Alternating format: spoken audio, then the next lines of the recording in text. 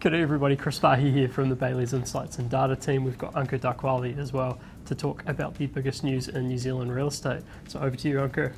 Now, similar to last week's Hamilton news, Christchurch City Council urged to vote against the intensification rule that the central government wants to input.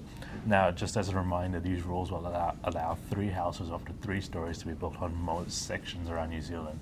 Now, one of the reasons that's been given for the councillors to vote against this is that these rules are not applicable to the Christchurch area, and the councillors, they want to come up with a rule that is more bespoke and more Christchurch-centric. That was quite interesting because it was last week, right, that we had Hamilton City Council adjusting some of their plan change to limit intensification in certain areas. Auckland Council's done a similar thing.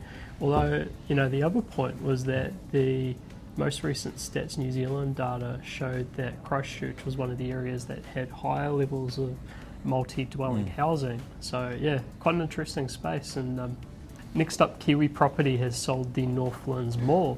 And so the Northlands Mall is in Christchurch, and they've conditionally sold this to Kiwi Property. Sale price was about 160 million, and the sale itself has a couple of complexities, including some money being retained for earthquake strengthening and also an option around vendor financing. If the sale goes unconditional, it's expected to settle in November, and Kiwi Property is undertaking the sale to enable capital recycling and in particular to support more money into their mixed use program. Now, moving to rural news, the government has increased the threshold foreign investors must meet to be able to buy farmland and convert it to forestry. This change means that any sales for conversions must meet a benefit to New Zealand test, and this is the same threshold that the OIO applies to most overseas investment on non-urban land. To meet the test generally, investors must use the land exclusively or near exclusively for forestry activities, replant after harvesting unless exempt, and not live on this land. So a lot of commentators have said that it won't make too much difference around the forestry sales themselves. So it'd be interesting if they tighten that up further in the future, right? Because it's definitely a point of tension amongst rural communities. Next up, going global, the Reserve Bank of Australia has raised their cash rate up to 2.35%. And so this is an increase from 1.85 to 2.35%. And so this is up quite sharply from the rate in April, which was actually sitting at 0.1%. In the residential mortgage space, they're expecting that the floating mortgage rate over there will rise to about 5.7%. And meanwhile, the Reserve Bank of Australia has announced that they'll be expecting further increases in order to combat inflation. And so there's a target range for their peak cash rate sitting somewhere between 2.6% and 3.85% by mid-2023.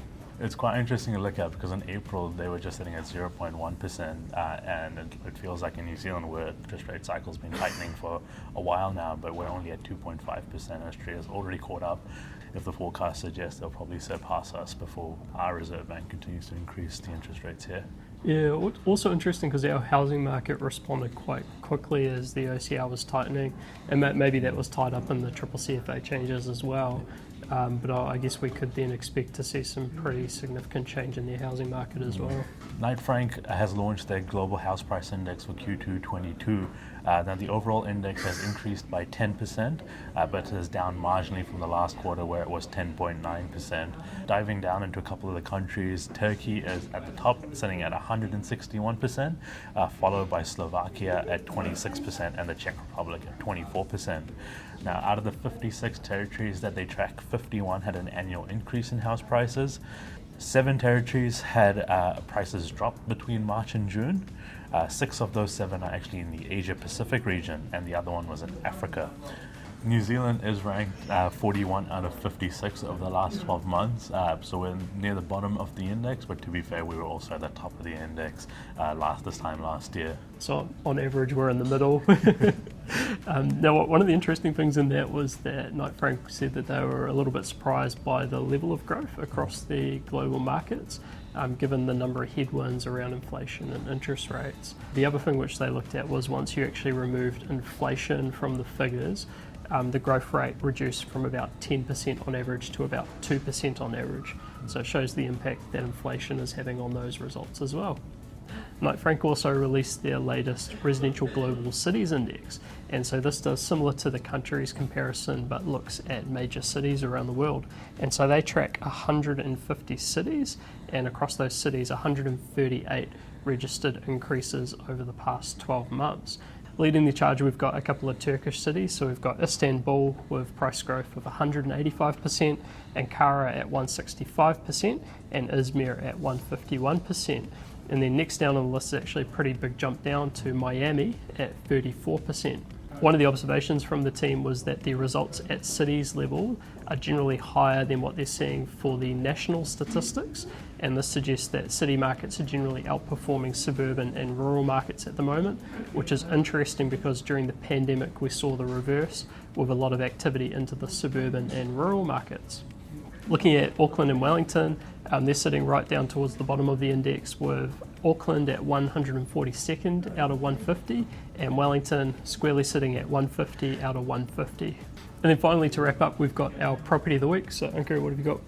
So my property of the week this week is 76 Farm Park Road in Glenbrook. It's an architecturally award-winning design home with exposed steel beams, polished concrete floors, picture windows created, and a pared-back industrial aesthetic overall. It's built in 2013, and the property is situated on approximately 1.028 hectares of easy care land located 22 kilometers from Drury and the Auckland motorway. Now, if you want to learn more about this, please get in touch with Ben Jameson from the Bayleys Pukekohe office. And then for me, I've got 55 Block Road in Prebbleton on the outskirts of Christchurch. And so this is a classically styled, approximately 440 square metre, 5-bedroom, 3-bathroom residence, situated on 4.06 hectares of land, built in 2017, so it's got all the modern comforts. This property offers expensive lifestyle living while still being close to the city. And if you want to learn more about this property, you can talk to Adam Hazelwood from Bayleys Merivale. Well, that said, we'll wrap it up here, so thanks very much for watching, and we'll see you next time. Ciao. Bye.